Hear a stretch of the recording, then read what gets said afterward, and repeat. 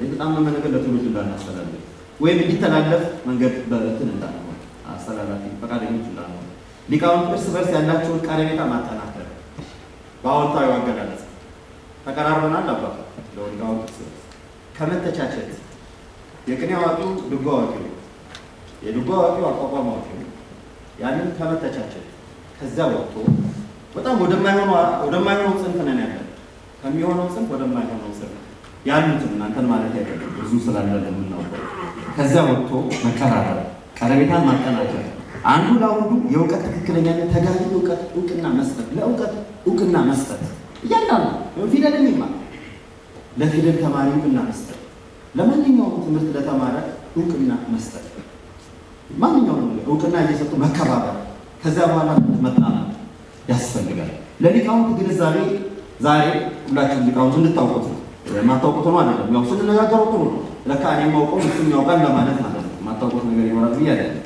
ዛሬ በኢትዮጵያ ሀገራችን በቅድስት ቤተክርስቲያናችን የቤተክርስቲያን ታሪክ ትውፊት ግዕዝ እናውቃለን የሚሉ ከእናንተ ከእኛ እዚህ ካሉት አባቶች እናውቃለን የሚል ሌላ ትምህርት ተነስቷል። እንድናውቀው ሌላ ቦታ እየሄደ ነው እውቀቱ ሌላ ቦታ እየተሻገረ ይሄ እንዴት ነው የምናየው? የግዕዝን ወይም ደግሞ ሌሎቹንም እውቀቶች ሲሄዱ ዝም ማለት ሊቆጨን የሚገባ የተበላሸና የማይወክላት መጽሐፍ የሥርዓት የበዓላት ቀኖና ባህለ ዜማ ይትባህል እየተሰራጩ ያሉት ከቤተ ክርስቲያን ቅጽር ውጭ እየታተሙ እየተሰራጩ እኛም እየገዛን ያለነው ከየት ነው እንኳን አለ ከየት ነው እንኳን አለ ከየት ነው?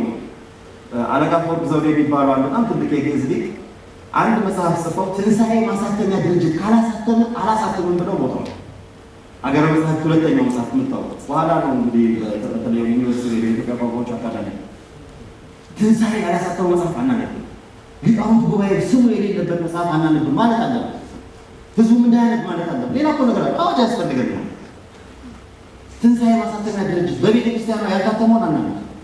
አይሜን ያውቁ እንዴ ከየት ነው የመጣው? አጥንጭ ማንም ይበል ማንም ይጻፍ ምናውቀው የራሳችን ተማሪ ይጻፍ። የቤተ ክርስቲያን ስም አለበት ወይ?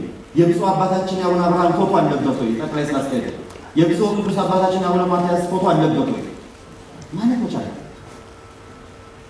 ይሄ እንድናስበው ዛሬ ተወሰነ በጣም ትልቅ ውሳኔ ነው ያስባል። በመጨረሻ ከሌሎች ጥንታውያን አብያተ ክርስቲያናት ልምድ መውሰድ መጎብኘት እነሱንም መጥራት እስኪ ንገሩን ብሎ ማወያየት ምን አንተ ምን ለማለት አይደለም።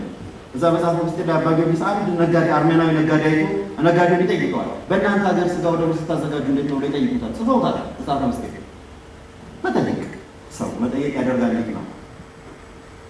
በረከታቸው ያሉ የቆራን አባቶች ሊቃውንት ተሰባታቸው ይቅርታ አድርጉልኝ።